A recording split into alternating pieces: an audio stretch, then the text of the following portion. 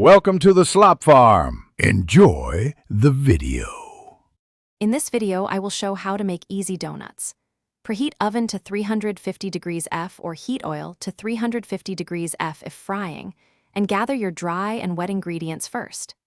Start by combining flour, sugar, salt, yeast, milk, and eggs into a smooth dough, then let it rise until puffy.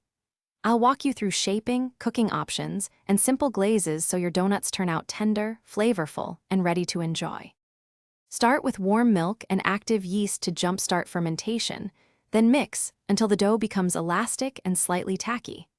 I recommend kneading for about 8 to 10 minutes by hand or 5 with a mixer, then cover and let rise in a warm spot until doubled. Gentle handling preserves air pockets, which make donuts light and tender, and a short second rest after shaping helps them puff up before cooking. Quick recommendation: if you like reading while your donuts cool, consider the new Kindle Paperwhite for comfortable kitchen reading and recipe browsing. It's lightweight, glare-free, and easy to hold one-handed while you glaze or plate a batch.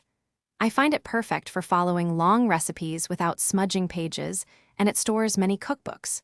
Check the description for the link and other deals. Now let's get back to the video. Choose frying for crisp edges and rich flavor or baking for a lighter result. Both are delicious when timed and temperature controlled. Maintain oil at 350 degrees F and flip when golden, or bake at 350 degrees F until lightly browned.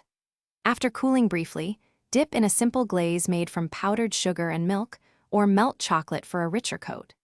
Add sprinkles or nuts while the glaze is wet for a festive finish. Thanks for watching. Consider subscribing if we helped you today.